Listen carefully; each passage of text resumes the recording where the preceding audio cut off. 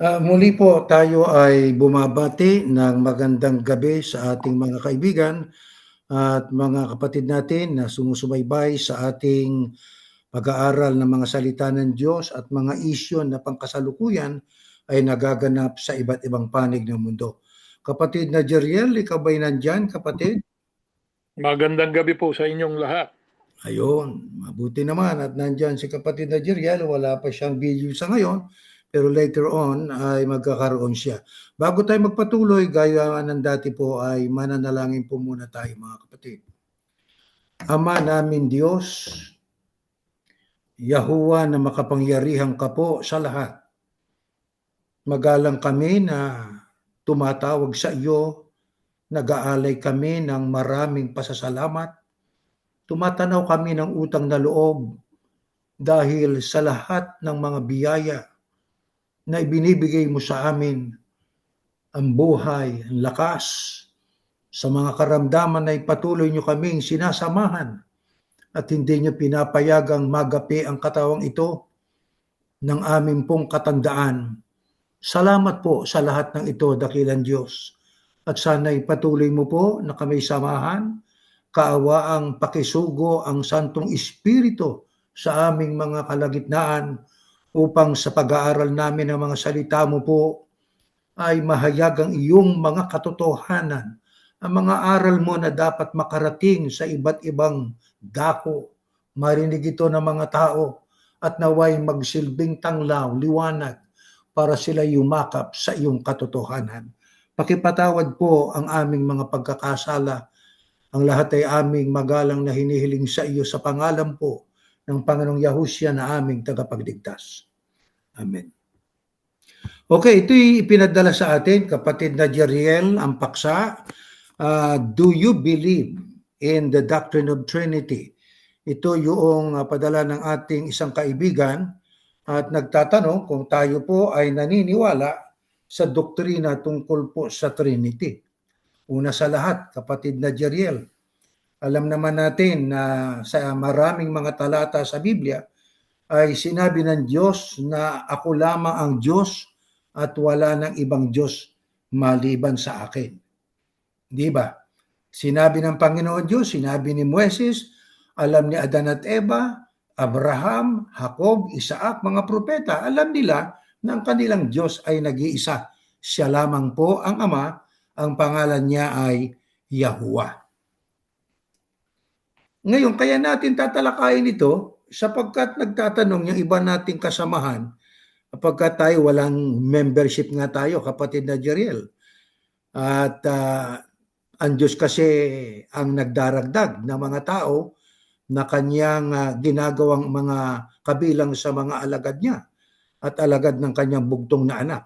Gaya na nakasulat sa Aklat na Gawa, praising God and having favor with all the people, and the Lord added to the church, yan ang ecclesia, yan ang gathering ng mga called ones, yan ang gathering ng mga tunay na sumasampalataya sa Kristo, Diyos ang nagdaragdag. Kaya kung ang Diyos ang nagdaragdag, kapatid na Jeriel, siya rin ang nagtatala sa talaan ng mga maliligtas ang mga tao sa aklat ng buhay sa langit. Ang Diyos na yan ay walang iba kundi ang pangalan ay Yahuwah. May nagsasabi din sa atin, kapatid na wala kayong audio. Sinasabi ng iba, hindi ang wika mahalaga ang pangalan ng Diyos. Napakahalaga po ng pangalan ng Diyos. Kung ang mga Diyos-Diyusan may mga pangalan ang Diyos pa kaya ang walang pangalan na siyang nag-iisang tunay na Diyos? Ngayon, kapatid na Jeriel, wala kayong video. Wala kayong audio, yeah. Hindi kita may audio. Mayroon. Pero ayun. Pero hindi meron tayong audio. Mayroon, okay. Mayroon na, didinig na kita. Mayroon yata tayong ipi-play, no, na isang influencer ito na ito'y nagsasaad at nagtuturo na ang Diyos daw ay iisa. Mayroon pa siyang mga talatang mga ipinakita, pero sa bandang huli ay kanya ring itinataguyod yung pananampalataya na ang Diyos ay may tatlong persona, na ang bawat persona ay Diyos. Diyos Ama, Diyos Anak, at Diyos Espiritu Santo. Kapatid na Jeriel? Tignan po natin kung maipi-play natin. Okay. Bago natin i-play yan, ay atin pong pakinggan ang isa sa mga itinuro ng mga apostol tungkol sa mga nagtuturo tungkol sa maraming Diyos. Sapagkat dito sa unang Korinto, pakinggan muna natin itong pahayag ng Apostol Pablo. Sa unang Korinto 8:6 ay ating mababasa po ang pahayag na ito ng Apostol Pablo, ngunit sa ganang atin ay may isang Diyos lamang, ang Ama. Kaya dito sa pahayag ng Apostol Pablo, sa ganang mga apostol ay may isang Diyos lamang. Ang kanilang Diyos ay ang Ama. Nang magturo ang ating Panginoong Yahushua tungkol sa tunay na Diyos, mga kapatid, sino ang itinuro ng ating Panginoong Yahushua na tunay na Diyos? Dito naman sa Juan, ganito po ang ating mababasa. Sa Juan 17, ito'y karaniwang talata na ito Pero alang-alang dyan sa ating paksa ay ating basahin muli ito. Ito pong nakasulat. Sa aklat ng Juan 17:1 at 3, sa pagkasabi ni Yahushua ng mga bagay na ito, tumingala siya sa langit at sinabi, Ama, dumating ng oras, parangalan mo ako na iyong anak para maparangalan din kita. Sapagkat binigyan mo ako ng kapangyarihan sa lahat ng tao upang mabigyan ko ng buhay na walang hanggan ang lahat ng taong ibinigay mo sa akin. At ito ang buhay na walang hanggan, na makilala ka ng mga tao na ikaw lang ang tunay na Diyos at makilala rin nila ako na si Yahushua Kristo ang isinugo mo. Sa talatang ito, ang nagsasalita ay ang ating Panginoong Yahushua. Sa pahayag na ito't isinulat ni Juan, ang sabi niya, ang Panginoong Yahushua ay nagpahayag, tumingala sa langit, at ang sabi niya, Ama, dumating na ang oras. Parangalan mo ako na iyong anak para maparangalan din kita. Doon sa 3 ang sabi, at ito ang buhay na walang hanggan, na makilala ka ng mga tao na ikaw lang ang tunay na Diyos. Dito ay itinuro ng Panginoong Yahushua at binigyan niya ng diin ng sabi, ikaw ang makilala, ikaw lang ang tunay na Diyos. Ang tinutukoy niya nung salitang ikaw ay ang Ama, sapagkat siya'y tumingala sa langit at siya po ay nagpahayag, Ama, ikaw lang ang makilala ng mga tao na siyang Diyos na tunay. Ang Panginoong Yahushua, ano ang papel ng Panginoong Yahushua? Ang sabi rito, at makilala rin nila ako na si Yahushua Kristo ang isinugo mo. Kaya dito, sa talatang ito, ay ating pong makikita ang pagkakaiba ng Diyos at ng Kristo. Ang Diyos ang ipinakilala ng Kristo na isang Diyos lamang, ang Ama. Samantalang siya, ang sabi, isinugo siya ng Ama. Iba ang nagsugo kaysa isinugo. Ang isinugo ay ang Kristo at ang nagsugo ay ang Ama. At sa aklat ng Juan, ang sabi, mas dakila ang nagsugo kaysa isinugo. Kaya hindi totoo yung sinasabi po ng ating nadidinig na mga mangangaral. Ang iba ay mga influencer, no? Na mga vloggers na pati ang pagtuturo ng talata ng Biblia o Biblia ay kanilang pinapasukan. Alam nyo, hindi natin pwedeng payagan po yan na tayo ay hindi na lang iimik. Kaya mabuti naman at ito po ay itinanong sa atin kung ano ang ating stand tungkol sa pagdating sa tunay na Diyos. Ang stand po natin ay stand po ng Abrahamic faith. Pagka ikaw po ay kabilang sa Abrahamic family, ang pananampalataya po ay monotheistiko. Pag sinabing monotheistiko, iisa lang ang tunay na Diyos. Tingnan ninyo, ang mga tunay na mga Hudyo, mga kapatid. Ang pananampalataya ho nila, iisa lang ang Diyos. Tingnan nyo itong isa pa ring Abrahamic na family na yan po ay ang Islam, pananampalataya ng mga Muslim. Isa lang din ang kanilang Diyos. Di po ba? Kaya ang tunay na Kristiyano, ang tunay na tagasunod ng ating Panginoong Yahushua, yung tunay na kabilang sa Iglesia, yun ang gathering ng mga taong tunay na tagasunod ng Kristo, ang pananampalataya nila, iisa din po ang tunay na Diyos. Hindi politeistiko, maaaring ipangatwiran po ng iba. Sa amin po, iisa lang Diyos ang Diyos po namin. Lamang mayroon po siyang 3 persona. Na yung 3 persona na yon, yun ang bumubuo sa iisang Diyos. Ano-ano yung 3 personang yon? Isasagot ka agad nila, ang Ama, ang Anak, at saka ang Espiritu Santo. Ngayon, pagka tinanong naman natin sila, yung po bang Ama, siya din ang Anak? Yung bang Anak, siya din ang Ama? Aba, hindi. Ang Amang wika, iba sa Anak. Ang Anak, iba sa Ama. Yung Espiritu Santo, yun din ba ang Anak? Aba, hindi. Iba ang Espiritu Santo sa Anak, iba din ang Espiritu Santo sa Ama. Pero silang 3 ay iisa. Alam niyo, pagka tinanong natin sila, paano ho nangyari po yun? Na yung 3 na bawat isa ayon sa inyo ay Diyos, ay naging isa sa pagka-Diyos.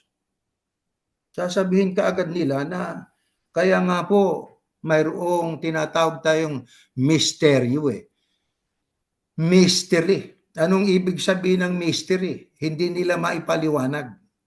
Tungkol dyan, meron pong pahayag si Apostol Pablo. Ito po sa 2 Korinto ay ganito po ang ating mababasa. Sa 4:3 hanggang 4, no? Ganito po ang ating mababasa. Pakinggan po natin, hanapin natin dito sa ating pong Biblia. 2 Korinto 4:3 hanggang 4. Ito po ang ating mababasa rito, mga kapatid. Ayan. Ngunit, kung may mga hindi nakakaintindi sa magandang balita na aming ipinapahayag, ito ay ang mga taong napapahamak. Ayaw nilang maniwala sa magandang balita dahil ang kanilang mga isipan ay binulag ni Satanas na naghahari sa mundong ito. Binulag niya sila upang hindi nila maintindihan ang magandang balita tungkol sa kapangyarihan ng Kristo na siyang larawan ng Diyos. Ito po ay pahayag ng Apostol Pablo. Nang sabi ho niya, ngunit kung may mga hindi nakakaintindi sa magandang balita na aming ipinapahayag, ito ay ang mga taong napapahamak. Makatwid, meron nang ipinagpauna ng Apostol Pablo. For the sake of other people na marami pang tanong. Meron nang ipinagpauna ang Apostol Pablo na meron talagang hindi makakaintindi sa magandang balita o sa Biblia.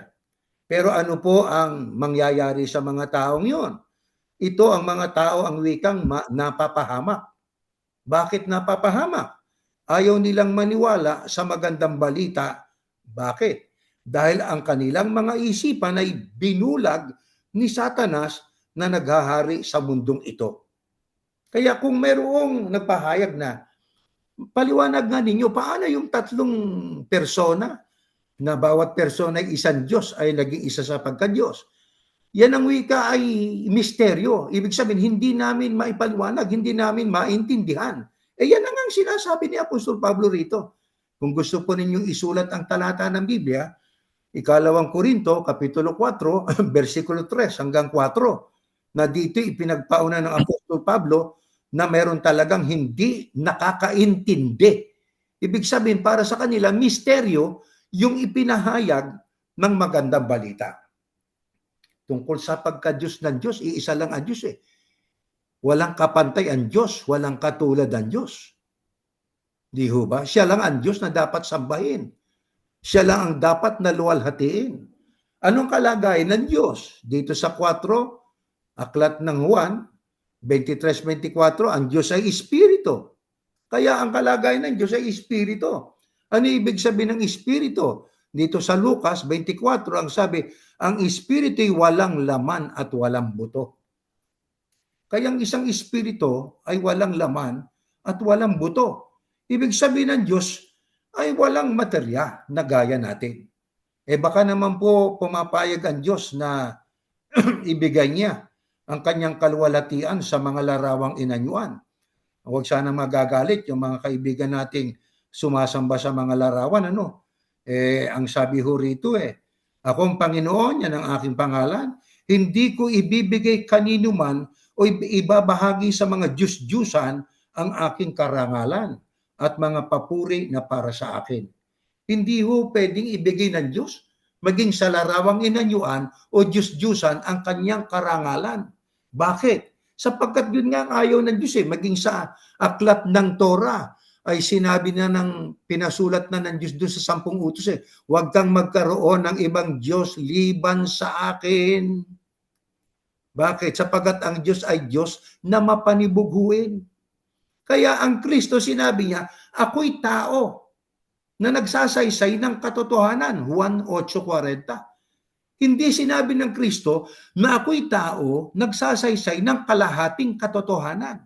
Ang sinabi ng Kristo na ako'y tao na nagsasaysay ng katotohanan, buong katotohanan po yun. Bakit naman po?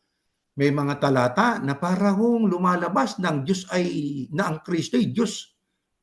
Anong isa sa mga talata? Dati na po. Yang kaating tinalakay na natin to, kapatid na Jeriel yung sinasabi ng Kristo na ako at ang Ama'y iisa. Tama. Saan nakasulat yon? Sa Juan 10:30. Ngayon, ano ang kanilang konklusyon pagkatapos na kanilang mabasa na sinabi ng Kristo na ako at ang Ama'y iisa? Ang kanilang konklusyon, yan ang wika, ang katunayan. Isa sa mga talata ng Biblia na nagpapatotoo na ang Kristo'y Diyos din. At teka muna, ano bang kasunod noong pangungusap na sinabi ng Kristo? Ako at ang Ama'y iisa. Ang kasunod po doon, period Ano ibig sabihin ng period? Tapos na ang pangungusap. Ngayon, ano ang ginagawa ng iba? Pagkatapos mabasa ang talatang ito, nagbibigay sila ng kanilang konklusyon. Lalo na nga kung ang magbabasa ay yung mga supporters ng Trinitarian, yung naniniwala sa Trinity. Iyan ang wika ay maliwanag Sukat ba namang sabihin nyo ang Kristo'y tao lang? Aba, hindi. Sinabi niyang ako at ang Ama'y iisa Di ba ang Ama'y Diyos? Oo. Di sa makatwid, ako ang Kristo ang tinutukoy, Diyos din siya. Ganon sila kung magkonklusyon. Yan nga, kapatid na Erning, ang danger ng hindi binabasa ang kabuuan ng chapter. Tama. No? Kasi nga, ang binabasa nila, yung kapraso, tapos magkukonklusyon, sabi ng eisegesist way of reading the text. Tama. Ngayon, ano ba talaga ang sinasabi doon? Ano ang pinag-uusapan doon? Ano ang bago piniryodan yung ako ang atangma ay iisa, bago nagkaroon ng period, ano muna yung pinag-uusapan doon? Mabuti siguro basahin natin ang Kapitulo 27, no? Sige Sapagkat ang binasa natin na doon nakasulat ang sinabi ng Kristo, ako at ang Ama'y iisa, ay 30 yon ng Kapitulo 10 ng Juan. Basahin natin, taas lang natin sa konteksto. Ito nakasulat. Dinirinig ng aking mga tupa ang aking tinig at sila'y aking nakikilala at sila'y nagsisisunod sa akin. Dito may binabanggit ang Kristo. Dinirinig ang wika ng aking mga tupa. Mayroon siyang binabanggit ng mga tupa. At sila'y binibigyan ko ng walang hanggang buhay. Tupa pa rin, mga tupa pa rin yan, tinutukoy niya. At kailanmay hindi sila malilipol. Mga tupa pa rin ang tinutukoy niya. At hindi sila aagawin ng sino man sa aking kamay. Mga tupa pa rin ang kanyang tinutukoy. Tuloy sa 29, ito nakasulat. Ang aking Ama, may binanggit ngayon ng Kristo. Ang binanggit niya yung aking Ama. Sabi niya, na sa kanila ay nagbigay sa akin, yung kanila, yun ang mga tupa, na ang nagbigay sa Kristo ay ang Ama. Ano sabi ng Kristo? Ang aking Ama na sa kanila ay nagbigay sa akin ay lalong dakila kaysa lahat. At hindi sila, sino yung sila? Mga tupa. Hindi sila maaagaw ninuman sa kamay ng Ama. Eto na ngayon, sa 30 na tayo. Ako at ang Ama ay iisa. Period. Yan. Konklusyon yan eh. Yung prefix niyan, yung Konteksto. pinag-usapan, yung konteksto. Ang sinasabi ng ni Yahusha, yung pag-aalaga sa tupa, yung tungkol sa tupa. Sa kamay niya, walang aagaw. Sa kamay ng kanyang ama na lalong dakila kaysa lahat, lalong hindi maaagaw. Kaya ano sabi niya? Ako, tang ama, iisa. Ngayon, basahin nila. Ako at ang Ama ay iisang Diyos. Pag nabasa nila yon, baka maniwala pa tayo. Di ba? So, ako at ang Ama ay iisang ano? Baka mali ang pagkakasalin. Ha? Ako at ang Ama ay iisa. Alam mo naman yung mga nagsasalin, dami nagkakamali eh. Oh. Ngayon, ano ang mas magandang salin dyan sa talatang yan, kapatid na Erning? Yung nandun sa lamsa, di ba? Oo. I and my Father are of one accord. O, Tagalogin natin. Ako at ang Ama ay nagkakaisa. Mas maganda No, yun. magkaisa sila. Di ba? So, yan, nasagot natin yan. Meron silang nababasang ganyan. Puro konklusyon na hindi naman talagang, tapos meron pa sinasabi na Diyos at Kristo. Meron ganon. Dalawa yung binabanggit doon yan, Diyos saka yung Kristo eh. Di ba? Yun lang yun eh. Ngayon, ito pa ang sinasabi nitong mga to, kapatid na Erning. Hindi daw natin naintindihan yun kasi iba daw ang isipan ng Diyos kaysa sa pangunawa ng tao. Okay. Ba't naintindihan mo? Yun ang tanong ko. Ang yayabang kasi nito mga to di ba? Sabi niya, iba ang sa Diyos, iba ang sa tao. Para lang ano yan eh. Tao, tatloan niya ang tao tatlo ang nasa tao. Ang espiritu at ang kaluluwa at ang katawan. Pero iisang tao. Ang ganda ng pagkakasabi, no? Ginawang Trinidad yung sarili niya, no? Sige nga, iisang tao. Merong espiritu, merong kaluluwa, at saka merong katawan ang tao. Paraan niyang Diyos din. Akala ko ba iba yung sa Diyos? Di ba? Itong mga taong to kumbaga sa talagang pinipilit nila. Ngayon, ang aking tanong diyan, kapatid na Erning, marami na tayong mababasang talata. May mababasa rin naman sila. Nababasa rin naman nila na para bagang sinasabi na ang Kristo ay Diyos. Pero meron din namang mababasa kang kumukontra dun sa sinasabi nilang sinabi daw ng Kristo na siya ay Diyos o binanggit daw ng Biblia na ang Kristo ay Diyos. Sabi nga, yung umpisa natin kanina, Abrahamic faith tayo eh. Abrahamic faith is not Catholic faith. Okay? Iba yung Abrahamic. Ang Abrahamic faith, yan po ang Islam. Isa lang ang Diyos ng Islam at wala ning Trinidad ang Islam. Yan ang pananampalataya ng Hudyo. Abrahamic faith din yan. Yung Katoliko, sabi nga yan yung mga nagpapatay ng mga maraming Kristiyano Hindi ba? Mm-hmm. Yan Yung maraming tagasunod ng Kristo, yan yung mga nagpapatay Kaya nga may inquisition sila Tapos, kailan nila ginawan Diyos ang Kristo? Yun ang tanong. Isang aklat na Discourses on Apostles' Creed. Nakasulat doon 325 AD at the Council of Nicaea. Noong 324, ano ang Kristo sa kanila? Hindi pa Diyos. Hindi pa Diyos. Tapos kailan nila ginawang Diyos yung Espiritu Santo? Noong 381 sa Konsilyo ng Constantinople. So, noong 325, dalawa pa lang ang Diyos. Dalawa pa lang, yeah. Ano yun? Hindi Trinity. Due. Sabi nga naman. Yeah. Dual. Di ba?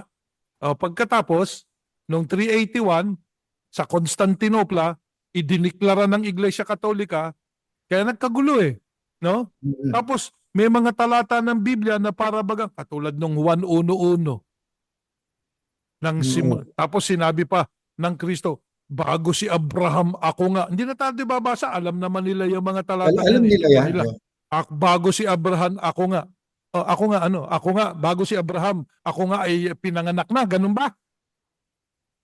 Puro kayo dagdag eh. Ang sabi lang ng Kristo, ako, bago si Abraham ay ako nga.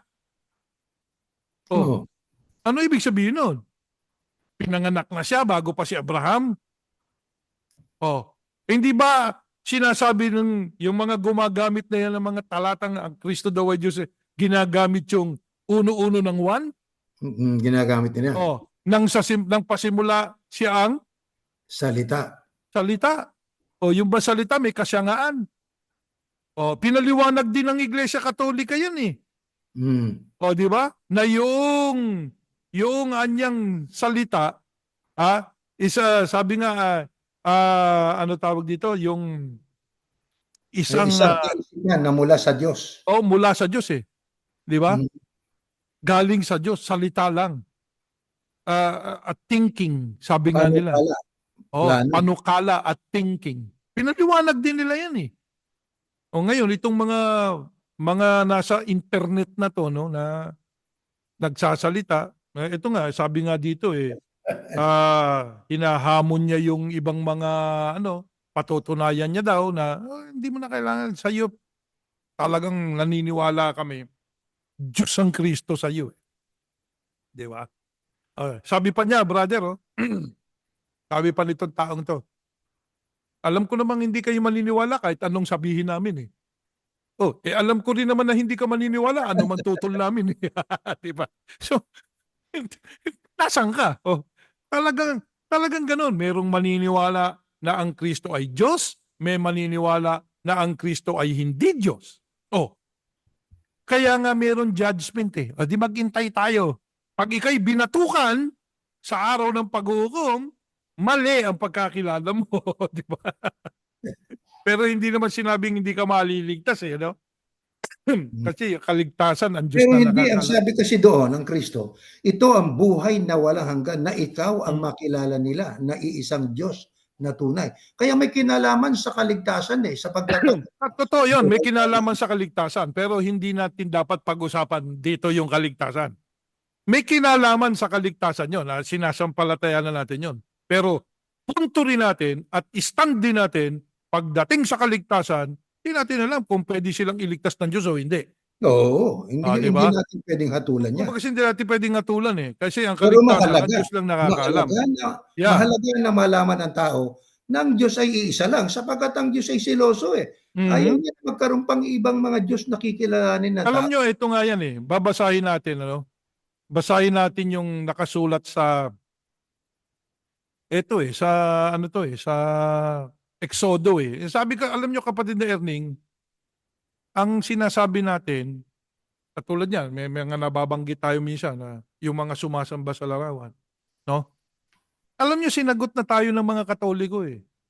Ikaw, dati kang Katoliko, sumasamba ka ba sa larawan? Yan ba paniniwala mo? Ako, talagang yun ang paniniwala ko. Talaga, sa totoo lang. Okay. Pero maraming Katoliko, hindi yan ang paniniwala. Gano'n? Nabago na? Hindi kami sumasamba sa larawan. Yan ang sabi nila eh. Inaalala lang namin sila. Bakit di natin bigyan ng benefit of the doubt? Sige, bigyan natin ng benefit of the doubt. Kasi ang nagpasimula niya, kapatid ni Erning, yung iglesia eh. Yung Iglesia ni Cristo, kapatid? Yung Iglesia ni Cristo, nagpasimula niya na akusahan yung mga Katoliko, sumasamba sa larawan. Kaya sabi ng Katoliko, hindi kami sumasamba sa larawan. Ang sabi ng Iglesia ni Cristo, yung pagluhod sa harap ng larawan. Yeah. Yan ay pagsamba. Konklusyon ng Iglesia ni Cristo yan eh. Kaya sabi ng mga Katoliko, kaya nagbabangayan lagi eh, di ba? Di kami sumasamba sa larawan. Ayan. Lumuluhod kami pero hindi namin sinasamba. Inaalala lang namin. Oh my God. Di ba? Inaalala namin yung mga santo. Yan ang sinasabi nila. Ba't di natin paniwalaan? Ako, naniniwala ako sa sinasabi nila. Bakit ka mo kapatid na Erning? Hindi naman ako Katoliko eh. Yun ang pananampalataya niya eh. Di ba? Bakit hindi natin... Pero hindi ko gagawin yung ginagawa niya. Yun. Okay? Yung ginagawa niyang gluhod na pag-alala sa di umano, hindi ko gagawin. Hindi ko gagawin yun. Bakit? Ito, may i-share ako.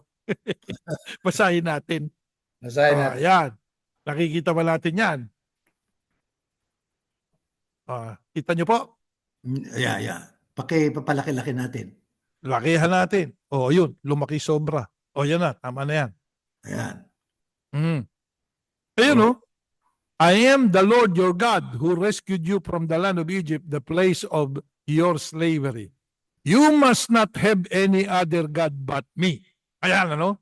Yeah. Kasi talagang isa lang ang tunay na Diyos eh. Yan ang Siya lang po. bilin niya sa Mm. mga lingkod niyang Israelita. Tama. Okay? Mm. Israelita yan. You must, hindi, ano ba, Israelita na ba sila dito? Yeah, Israelita na sila dito. Mm. You must not make for yourself an idol of any kind. Eh, mag-make pa lang, bawal na ng Diyos eh. Mm. Okay? You shall not make for yourself an idol. Yun ang utos. Kasi ginagamit ito ng iglesia eh. Yeah. Totoo O, yan. di ba? Bakit kayo may idol din kayo? Hindi nyo nga sinasamba, nag-make naman kayo. O, di ba? Kaninong ribulto, kapatid na Erning, yung naka-display doon sa sentral? Binibulto ng kapatid na Felix Manalo. O yan, eh, sabi dito, you must not make for yourself an idol of any kind. Oh, Ha? any kind Or- yun. Or an image Oh. of anything in the heavens or on the earth or in the sea. Oh, yung ano ba yung yung nando sa heavens, 'di ba yung mga anghel na meron Anghel pa na mga may espada at pakpak. may pakpak. O yun, Yeah. kung ano-ano. Katoliko gumawa rin yan, di ba? Tapos yung Katoliko gumawa rin ng iba't ibang idol, yung mga santos, yung mga papa nung araw. Tapos Mm. on earth or in the sea. Meron ba sila nung ano? Meron buaya yata eh, buaya, di ba? Oo. Idol na buaya. May si Meron. Santa Marta ang kasama, buhaya. Oh, ito pa. Sabi ng Katoliko, di namin sinasamba. Nagba-bow down lang kami, gagalang lang kami. Ayun, but you must not bow down to them. Oh, yun. Yun nun. Una, huwag kang gagawa. Di ba? Oo. Ngayon, kung litrato mo yan, wala namang masama kung litrato mo. Pero hindi po image yun, hindi ribulto yun eh. Yung litrato, picture, di ba? Yun, pwede may picture ka. Pero yung ribulto, yun yung inukit, di ba? Inukit ng kamay ng tao, yun ang binabanggit sa ibang talata. Huwag kang gagawa niyan, sabi ng Diyos. Huwag kang gagawa niyan. Oh, bakit? Eh, ayaw niya eh. Kaya, yung Iglesia Katolika gumawa. Oh. Yung Iglesia Adventista gumawa. Bakit? Merong ribulto doon ni Ellen G. White. Meron din, meron. Oh. Yung Iglesia ni Cristo, gumawa na rin ng ribulto. Ribulto ni kapatid na Felix Manalo. Oo. Hindi naman namin sinasamba, pero ang usapan, gumawa ka. Sabi niya, wag kang gagawa eh. Ang liwanag niyan. Lahat yan susundin mo. O di lalong wag mong sasambahin sapagkat sabi niya, you must not bow down to them or worship them. Yung magbow ka o yung mag-worship or, sabi nga, or worship, kaya nagbow o nag-worship, bawal. Bawal yun. Eh nako, kapatid na Erning, ako, naging guilty ako dyan nung nakita ko yung ribulto ni kapatid na Manalo. Pag dumadaan ako, nagyumuyuko ako eh. Ako, tuwing tayo ay nag-iintrego, Oo. napapadaan ako doon, meron akong pakiramdam na kakaiba towards doon sa ribulto niya. Na Yeah. parang ang laki ng ating adulation, ano? Yung ating paggalang. Ang ating may konti sa atin na para bang kakaiba, hindi mo ma-explain eh. Di ba? Yeah. Yun na nga po, una kasi nagpagawa eh. Kaya yung pagpapagawa pa lang ng ribulto, Yeah. bawal na eh. Yeah. Pagkatapos nagpagawa sila, tapos may naka-inscript doon, talata ng Biblia, huwag sasambahin, huwag yuyukuran, huwag magbabaw. Yan talatang yan, naka-inscript doon yata kung hindi ako nagkakamali. Yeah. Ang ating mga larawan, masama din yun pagka niluhuran mo na eh. Kahit larawan mo yun. Kasi doon ka na mahihingi ng tulong, hingi ka ng patnubay. Kasi sa Iglesia Katolika, ako Katoliko, ay marami silang mga santo at santa. At bago pala maging santa ang isang tao o santo, ay dadaan yan sa proseso na kung tawagin nila. Anong tawag nga doon sa ginagawang inihahanda? Yung mga kanonisasyon, Beatification and beatifikasyon, canonization. Yeah, kanonisasyon. so katwid, yung patay na yon, bago siya i-canonize, ideklara na santo o santa, hindi niya alam eh. At saka nagbabayad pa sa Katoliko, ayon sa aklat nila, para ka lang maging santo at santa. At pagka naging santo at santa ka na, canonized ka na, beatified ka na, iluluhuran ka na, ilalagay na yung rebulto mo sa simbahan. Ang pinakaunang santong Pilipino yata na panguang ilong ay si Lorenzo Ruiz, kung di ako nagkakamali. Yeah. Kaya lumuluhod Pero sila. alam nyo, kapatid Erning, yan eh, maraming mga bagay na na pero sabi nga nila, hindi namin sinasamba yan. Okay? Ako, naniniwala ako doon. Hindi nila sinasamba. Pero huwag nyo rin luhuran. Una, huwag kayong gumawa. Number one yan. Huwag kayong gumawa niya mga rebulto na yan. Rebulto ng Santo Niño, rebulto ni San Pedro, rebulto ng kung sino-sinong santo. Una bes, huwag kayong gumawa. Paano namin sila alalahanin? Eto sa Biblia, basahin natin. Nakasulat ding sagot dyan. Ito, ayan kung paano mo aalalahanin. Ayun, nakikita na po ba ninyo, kapatid Erning? Yeah, sa aklat ng Hebreo 13:7. Ayan remember your leaders. Yan, yung papa nyo, remember them. Yung si Apostol Pablo, gusto mo remember, who spoke the word of God to you. Consider the outcome of their way of life. Ayan, and imitate their faith. Remember your leaders who taught you the word of God. Think of all the good that has come from their lives. Ayan. Basahin niyo sa Biblia, ano ba magaganda? And follow the example of their faith. Yan ang pagre-remember. Hindi gagawa ka ng rebulto nila. Hindi mo nga alam kung siya yun. Yung ang retrato ng Kristo nga, hindi nga Kristo yun. Bakit? So, super pogi. Diba? Basahin nyo nga sa nakasulat sa Isayas. Sa 53 yata yun, kapatid Erning no? Yeah. At bali ba, kapatid na Jeriel, yung modelo noong ang pintor nyon ng Last Supper ay Da Vinci. Si Leonardo da Vinci.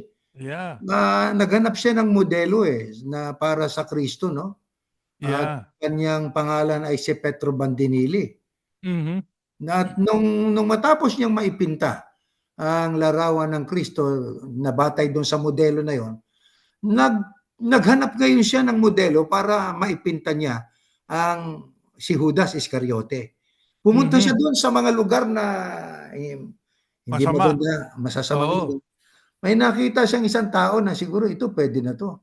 Ngayon, dinala niya sa kanyang studio po at sa kanyang ipinasimula ng ipinta, no? At doon sa aklat na yun na nabasa natin, sabi niya, teka muna, mukhang nakita na kita eh. Sabi, dahil sa talagang napapatigil siya sa pagpinta at tuloy-tuloy yung kanyang nakita ko na ito eh. Saka nagsalita yung modelo. Oo, nakita mo na ako. Ako din yung Kristong, ako din yung modelo na umupo para sa para maipinta mo ang Kristo. At ngayon ako nakaupo para ipinta mo si Judas Iscariote. Kaya isa pala modelo ang pinanggalingan. Yeah. Alam nyo, mababasa nyo yan sa My Catholic Faith. Ayan, yan yung libro. My Catholic Faith. Sa mga katwid, mga kaibigan at mga kapatid, hindi tayo, sabi nga, hindi natin inuusig yung mga sumasamba doon sa larawan. Kung gusto nyo sumamba sa larawan, go for it. Ngayon, kung sasabihin nyo, hindi kami sumasamba, okay, we believe that. Pero gawin din ninyo yung utos. Huwag kayong luluhod dyan. Huwag kayong magbabaw. Ano pa? Yung number 1, huwag kayong gagawa ng imahen. Nakasulat yun nakasulat yan. Huwag kayong gagawa ng imahen. Para wala ka ng luluhuran. Para wala ka ng matitingalaan, di ba? Yun na. Gusto ko silang alalahanin di basahin mo, kataysayan ni Apostol Pablo, tinawag mo siyang San Pablo. Basahin mo si Pablo. Ano ginawa niya? Mababasa mo. Mai-inspire ka nung mga ginawa ni Pablo. Yeah. Paano siya nabuhay? Mai-inspire ka nun. Di ba? Yan ang ginagawa namin bilang mga tagasunod ni Yahushua. Ini-inspire kami nung mga nangyari na nakasulat sa Biblia. Ngayon, yung pinag-uusapan natin, ang Kristo ay Diyos. Hindi naman sinabi ni Kristo na tuwiran. Meron ba siyang sinabing tuwiran? Puro sa pantaha ang mababasa mo eh. Oo. Di ba? Sa sinabi ba ng Kristo, ako ay Diyos? Pero ba nun? Wala. Puro konklusyon at maling salin ang At ginagawa. ako ang atang ama ay iisang Diyos? Meron ba nun? Walang ganon. Malibang gumawa sila ng Biblia, ganon salin. Ayun, ito pa lang yan mga kaibigan at mga kapatid. Ang Kristo, o ang Mesias, okay? Ang Messiah, the Messiah was promised by God to the people of Israel. Tanungin nyo yung mga Israelita ngayon, kung ang iniintay nilang Mesias na itinakwil nila noon, no? Diyos. Tingnan nyo. Ang gumawa na Diyos ang Kristo ay ang Iglesia Katolika Apostolika Romana. Meron nga ako nakausap na pastor, brother Kinanong ko. Sabi niya, what is your take about the Trinity? Pinaliwanag niya yung Trinity, etc., etc. Sabi ko, ano bang religion mo? Ako born again. Hindi ka Katoliko? Hindi, dati kong Katoliko. Hindi, Katoliko ka pa rin, sabi ko. Bakit? Hindi na ako Katoliko. Sabi niya, ano na ako, born again. Yung tinuturo mo, Katoliko, nagturo niyan eh. So, dati kang Katoliko, naniniwala ka sa Trinity. So, yan pa rin ang sinasampalatayan mo. Di Katoliko doktrina pa rin ang tinataguyod mo. Kasi ang nagturo ng Trinidad, ang Iglesia Katolika. Sabi pa nga nila the term Trinity is not found in the Scripture. Alam din itong mga taong ito yun eh. Alam nila sabi nila, the invention of the term was ascribed to Tertullian, the early church father. Sabi nila, yung essence daw ng Trinity, yun ang nasa Biblia. Ano yun? Parang yung tao. Sabi nito, yung tao daw. Yung nilalang nandiyo, di ba? Ang tao in the image of God. Ganda, di ba? Yes. O yung tao, tatlo kasyangaan eh. Kasyangaan ba yun o parts? Iba yung kasyangaan sa parts. O, di ba? Parts ng katawan niya yun. Yung spirit, body, and soul. Parte yun nung kanyang pagiging tao. Hindi yun nakabukod. Ngayon, ang Diyos daw ganun din. Dahil tayo nilalang sa image ng Diyos. Ang Diyos daw, may tatlo ding parts. Alin? May kaluluwa rin, may espiritu rin. Kasi yung Spirit of God, mababasa nila. Meron din bang katawan ng Diyos? Sige. Wala. Hindi, meron. Sabi nila, alin? Yun ang nagkatawan tao. So, yung espiritu, nagkatawan tao. Okay? So, sino yung nandun naiwan yung espiritu sa langit? Magulo di ba? So, napakaraming katanungan. Ang sabi dito, marami daw nagtatanong sa kanya tungkol sa Trinity. Kasi hindi maintindihan ka, marami nagtatanong sa iyo. Hindi na maunawaan. Ngayon, kung ang Kristo, ang Diyos ay nagkatawang tao, parang nagbago ang Diyos. Mula sa espiritu, naging laman, naging tao. Teka muna, paano ngayon itong Santiago 1:17? Ang bawat mabuting kaloob at ang bawat sakdal na kaloob ay pawang buhat sa itaas na bumababa mula sa Ama ng mga ilaw na walang pagbabago ni kahit aninuman ng pag-iiba. So, espiritu, naging tao, o hindi nagkaroon na ng pag-iiba. Oo. Ang sabi ng Santiago. Kumukontra na naman. Alam nyo, sabi nga, if you still believe that the Christ is God, well, you cannot be an Abrahamic religion o wala kang Abrahamic faith. Okay? Kasi si Abraham naniniwala sa iisang tunay na Diyos. Okay? Tama. Ang Mesias sa mga Israelita ay hindi Diyos, kundi isang leader na ipinangako sa kanila ng Diyos na maghahari sa kanila. Yun ang Mesaya. No? Kaya nga kita mo, kung Katoliko ka, ano gusto nitong mga Muslim na Abrahamic religion din? paggigilitan kayo ng leeg. Bakit ka mo? Infidel daw tayo, pati kami nadamay, di ba? Infidel daw. O, mga Muslim, hindi lahat ng nagsasabing Kristiyano ay naniniwala sa Trinidad. Kami ay tagasunod ng Kristo, pero hindi kami naniniwala dyan sa Trinidad. Ang Kristo ay hindi Diyos, kundi tao. Ayan. Pero ano ang pagiging tao niya? Ayun ang kaibahan naman. Taong hindi nagkasala. Bakit hindi nagkasala? Basahin ninyo sa Biblia. Hanapin ninyo. Para hindi na tayo magtagal na nagbabasa tayo lagi. Di ba? Ay pinabanal ng Ama. Pinabanal siya ng Diyos eh. He was made holy. No? Yes. Hindi katulad natin, hindi naman tayo pinabanal. Gusto nating maging banal, pero sabi nga ni Pablo, yung gusto ko, yung ayaw ko, yun ang nagagawa ko eh. O di ba? Hindi siya kasi ang Kristo eh. Kristo yun. Yun. Ang Kristo kakaiba. Pero hindi ibig sabihin, Diyos siya. Isa lang ang Diyos eh. Pag sinabi mong isa, bakit kinukomplikasyonan pa? Oo. O di ba? Bakit? Isa na nga eh. Oo.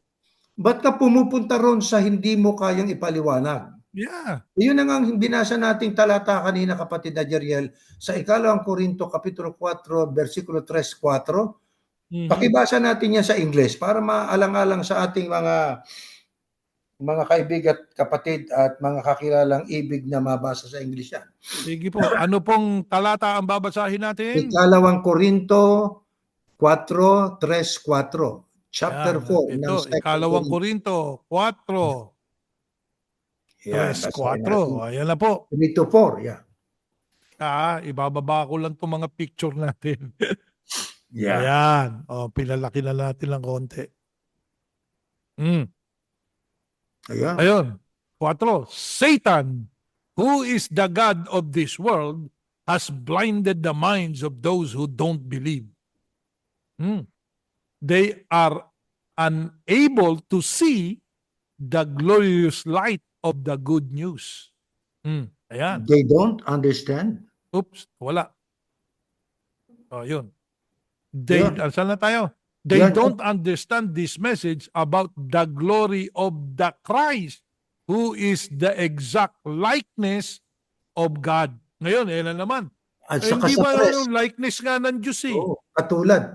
Katulad nga siya ng Diyos eh. Sa kabanalan. Sa kabanalan at Sa kabanalan yun. Kasi kung ang Diyos, Ama ay Diyos at ang anak ay Diyos din, no? Dalawa na yung Diyos. Ang sabi nila, hindi, 3 persona yan pero isang Diyos lang. Ginugulo nyo pa yung sarili nyo eh. Diba? Ang tanong ko dito sa mga nagsasabing ito, sige. Tatanungin kita. Brother, naniniwala ka ba na ang Ama at ang anak ay iisa? Oo. So, ang Diyos Ama, Diyos Anak, iisang Diyos. Oo, iisa lang sila. Oo, isang kasyangaan. Oo. Ikaw ba tatay mo? Pag nasagot mo yan, magaling ka. O, di ba? Ikaw ba tatay mo? Sige nga. Ano sagot niya? Aba, hindi. Bakit hindi? O, di ba? So, hindi pwedeng maging tatay mo, hindi pwedeng maging ikaw yung tatay mo. Yeah. Hindi pwedeng maging Kristo ang Ama. Okay? Sapagkat ang Diyos, ginawa niya si Yahushua na Panginoon at Kristo. Maliwanag yun. So, ginawa ng Diyos na Panginoon at Kristo. Itong si Jesus. Itong si Yahushua. So, ang Diyos mismo gumawa para sa kanya na maging Panginoon siya. Dapat ba siyang luhuran? Yes. Iluhod ang tuhod. Ano ibig sabihin? Sasamba ka? No. Ano ibig sabihin? Irespeto mo. Yeah, respect. Alam mo, kapatid na Erning, akala nila respect yung tawagin mo ang isang tao na Diyos.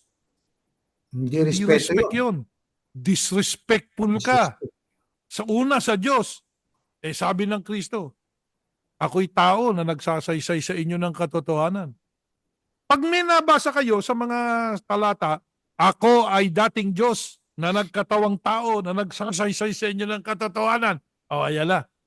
Diyan ako. O, di ba? Kaso wala tayong mabasang ganun eh. Ang mababasa natin, ako'y tao.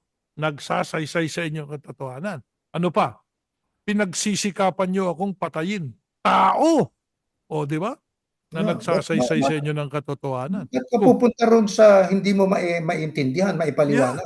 Simple lang eh. Bakit kino-complex mo? Oh, kaya galit na galit sa... Subukan mong pumunta sa Saudi Arabia at saka ka magsisigaw niyan. Baka putulan ka ng ulo. Pugot. Siguro sasabihin ng ulo, kasi ikaw ang gulo ng text ng araw. Di ba? Hmm. Kami, kahit saan kami pumunta, kaisa namin yung mga Abrahamic religion. Yeah. Isa lang ang tunay na Diyos. Sino? Ang Diyos ng Israel. Doon naman magagalit sa atin yung mga Muslim. Di ba? Bakit Diyos lang ng Israel? O sige, Diyos ni Abraham, Jacob at Isaac. Yun din yung Diyos ng Israel eh, o, di ba? Oh. Yun din ang Diyos ng ng Islam eh. Yan tawag nga lang Diyos nila niya, Allah. Diyos ni Abraham eh. Diyos ng Israel kasi nakasulat din sa Biblia, walang Diyos sa kabuuan ng lupa At maliban saan? Sa Sama. Israel. Kaya ang Oo, Diyos ni tama. Abraham, Diyos ng Israel. Sapagkat mula kay Abraham, pinanganak si Isaac, mula kay Isaac, pinanganak si Jacob, at mula kay Jacob, pinalitan ng Diyos ang kanyang pangalan, ginawang Israel. Mhm. Mm. At ang pananampalataya ng Israelita, iisa Mhm. lang ang kanilang Alam mo Diyos. ba, ibig sabihin ng salitang Israel, nakipagbuno sa Oo, Diyos. sa Diyos. Di ba? Sabi nga nung iba, ibig mong sabihin, inaway nga ang Diyos. Sabi Inaway nga, niya. yung iba mga tao, daming mga iniisip di ba? Oo, literal ang pagkakaintindi. Literal lang na pagkakaintindi. Hindi, ibig sabihin, talagang gusto niya yung basbas ng Malakas Diyos. ang determinasyon niya. Malakas ang paggusto. Determined siya na mapunta sa kanya yung basbas. Basbas. O, yun eh. Alam nyo, mga kapatid at mga kaibigan, pwede kayong maniwala sa Trinidad kung gusto nyo. Okay? So, hindi namin kayo inaatake. Pero ang sinasabi namin, ba't hindi kami naniniwala dyan? Una, nakakalito. Di ba? Yung tatlo, naging isa. Meron pang nagpaliwanag niyan nung araw, kapatid na Erning Para niyang itlog. Isang itlog, may balat, may puti, may pula. Kamu to salbahe ito, pati ang Diyos. Salbahe ka, tinulad Oo, ang sa itlog. itutulad mo sa itlog. Di ba? Anong klaseng mga tao yan? Para lang magkaroon ka ng argumento? Mhm. Katulad yan, tinulad sa tao. Espiritu ito, tong isang tong bata, ewan ko kung pari ba to o ano. Oo. Pero influencer to Maraming nakikinig dito, milyon Di ba? Oo. Milyon. Alam nyo, sabi nga, magkaroon ka man ng impluensya sa milyon na tao, matutupad sa iyo nakasulat sa Biblia. Ano yon? Ang madadaya ni sa Satanas kasindami ng buhangin sa dagat. Oo. Di ba? Kokonti lang talaga yung yung makakakita ng tunay na daan Isipin mo, ang sabi pa nitong mga umaataking to, sa inyo tao lang ang Kristo? Mali yung argumento nitong mga hindi nakakaintindi. Tapos si Manalo ay ano raw? Anghel. Hindi kayo magkakaintindihan kasi una, yung anghel sa'yo, hindi yun ang anghel doon sa mga nasa iglesia. Okay? Yeah. Hindi, magkaiba yun. Magkaiba yung sinasabi mo doon sa pinaniniwalaan nila. Katulad din nung paniniwala ng iglesia na sumasamba kayo sa larawan dahil lumuluhod kayo. Pero sabi nyo, hindi kami sumasamba. Ang iglesia rin, sabi niya, hindi kami sumasamba. Pareho kayong mali. Bakit? Sabi, huwag kayong gagawa ng ribulto. Pareho kayong gumawa Ano pa paano ngayon yan? Di ba? Hindi mo nga sinasamba. Yung unang bahagi ng utos, huwag kang gagawa. Nilabag ng iglesia. Nilabag na agad ang iglesia katolika, nagbaw. Hindi kami sumasamba. Gumawa. Ano pa? Nagbaw. Dalawa. Sa iglesia, isa lang. Pero meron din nagbabaw. Meron pa rin. Pag dumadaan doon, pakikiraan nga po. Di ba? Kaya bakit may nakalagay doon? ang larawan ng sugo ay huwag ninyong sasambahin, ay dapat nyo, sabi nga dun, ang sugo ay dapat nyong alalahanin, ngunit ang kanyang larawan ay huwag Huwag mong sasambahin sasambahin. magpakailanman. Brother, ang sabi ng Biblia, Huwag ang kang gagawa. pag-aalaala sa leader, alalahanin mo yung naging gawa nila at naging pananampalataya. Huwag kang gumawa ng rebulto. Period. Ano pa gusto niyo marinig? Di ba? Ayun yan eh. Yun yan. Alam niyo mga kaibigan, mga kapatid, hindi kami nang aatake. Ang sinasabi namin sa inyo, yung nakasulat. Oh? Yun ang nakasulat eh. Pero na-overlook natin eh. Kami man ni kapatid na Erning, nung ministro pa kami sa Iglesia ni Ganon din Cristo, tayo. hindi rin kami pumalag dun eh. Bakit? Kaya akala namin okay eh. Pero ngayon, teka muna. Yung paggawa pa lang, bawal na eh. Di ba? Bawal na eh. Yeah. Kasi ginagamit ng Iglesia yung utos sa Israel eh. Yeah. Di ba? Nung alalahanin nyo, nilabas ko yung kay sa Egypto, ganito, gano'n. Yun ang utos ng Diyos doon sa Exodo. Ginagamit natin yun sa pandoktrina para Yes. atakihin ang Iglesia Katolika. Ngayon, di namin kaya atakihin. Pareho kayong may sablay doon sa talatang yon, di ba? Pareho kayong may mali. Ano yung pareho nyong mali? Pareho kayong gumawa ng imahen. Doon pa lang bagsak na sila Bagsak pareho. na. O dapat pag sinabing wag, o di ba? Wag. Sabi nga, wag kayong gagawa. O gumawa ka. O di tapos ka na kagad. Tapos na, Di ba? bagsak ka na kaagad sa Diyos. Di ba?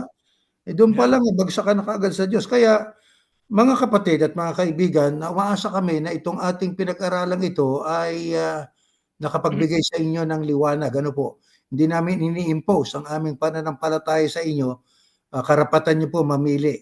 Pero ang sa amin po, ito yung aming take tungkol sa Trinity. Hindi ho kami sumusuporta, hindi kami naniniwala sa Trinity. Kami po ay naniniwala sa monotheistiko na pananampalataya tungkol sa Diyos.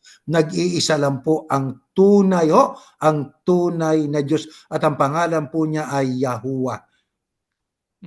Umaasa ho kami na itong ating pinag-aaralan ito ay pinakinabangan po natin at magpatuloy tayo sa ating pag-aaral at pagsisiyasat at nag-iimbita ho kami sa aming gagawing pagsamba sa Sabado at Linggo at doon ay tinatalakay pa rin ang mga salita ng Diyos na mahalaga sa ating buhay. Kung kailangan ng katawan natin ang pagkain para lumakas, higit na kailangan natin ang mga salita ng Diyos para ating maharap ang mga pagsubok sa buhay ng buong tatag. Huwag tayong mawala ng pag-asa sapagkat ang salita ng Diyos punong-puno ng inspirasyon at nakapagbibigay ng pag-asa. Bago tayo magtapos, kapatid na Erning, yung isang talata na ginamit nila, yung pinag-usapan natin, ano po yung sinasabi daw doon?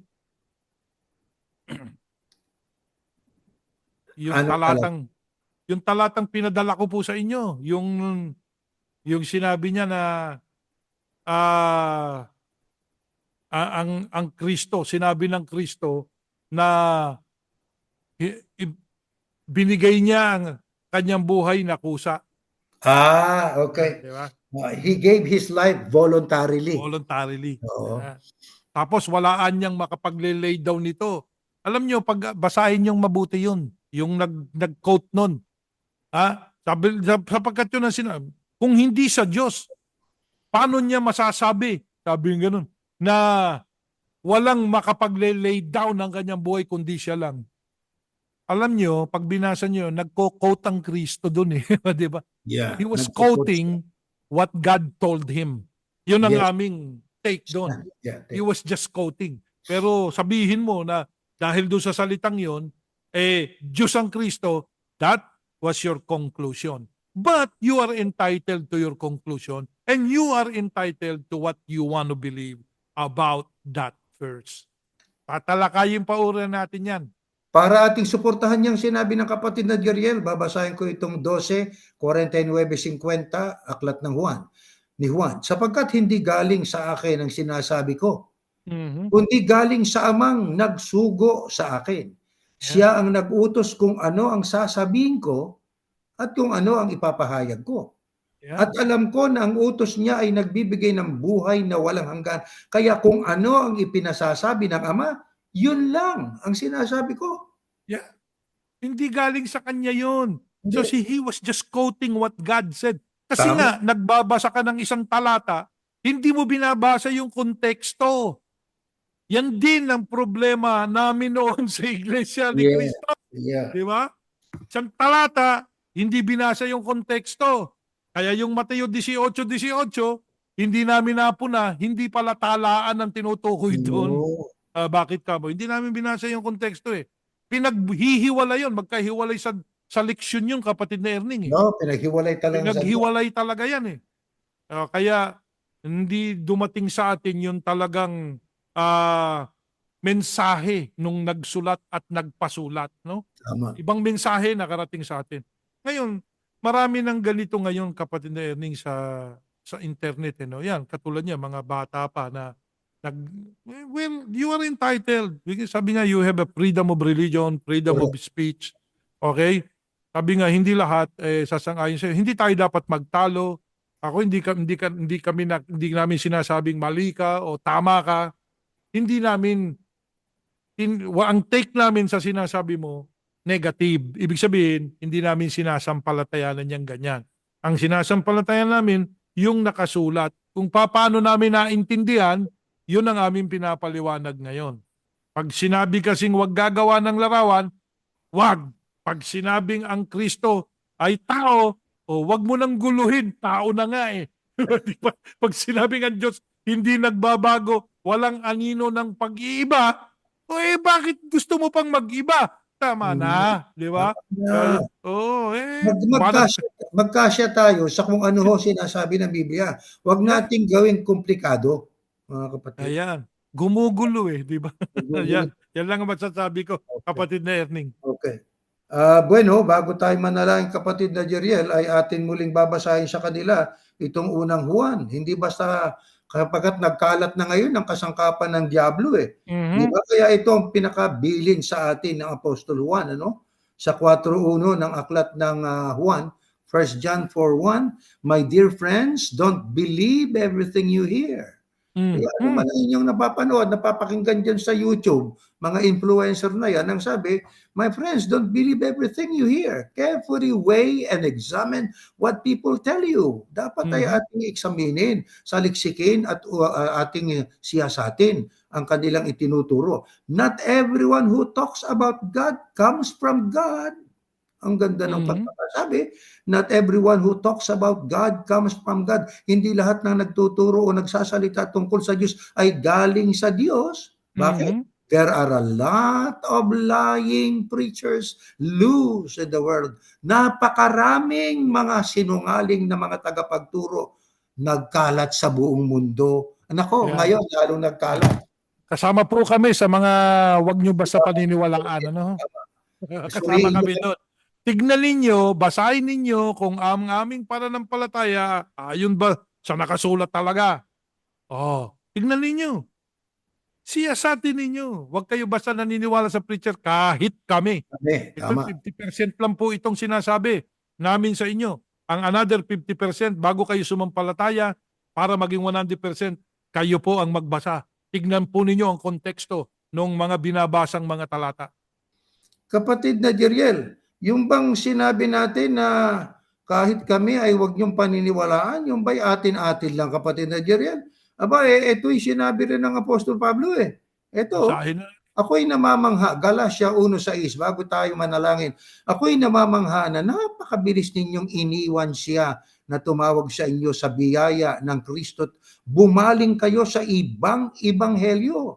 Hindi sa may ibang ebanghelyo, kundi merong ilan na nanggugulo sa inyo at nagnanais na baluktutin ang ebanghelyo ng Kristo. Subalit, sabi ng kapatid na Jeriel kanina, kahit kami, huwag nyo basta paniniwalaan. Sabi ni Pablo, subalit kahit kami, ayun. O isang anghel mula sa langit ang mangaral sa inyo ng ebanghelyo na iba sa aming ipinangaral sa inyo, ay hayaan nyo siyang sumpain. Ayan. Kaya maging si Apostol Pablo isinama sarili. Kahit kami. Kahit kami. Suriin Kali kami dyan. No? Sabi nga kaya napakabigat.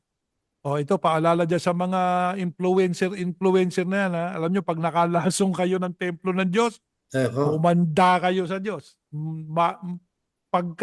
Sabi ng Diyos, do not destroy my temple by corrupting it with false doctrine. I will destroy the destroyer, sabi ng kaya yung mga influencer diyan sa social media at nagre-religious preaching kayo. Tiyakin ninyo, tinuturo ninyo biblical talaga. Tama. At para matiyak ninyo yan, basahin ninyo ng buo ang message at tignan ninyo ang history. O lalo na yung nagtuturo, ang Kristo daw ay Diyos. 324 lang, 25 lang yan. Espiritu Santo Diyos, 381 lang yan. So prior to 325, ano siya? Yeah.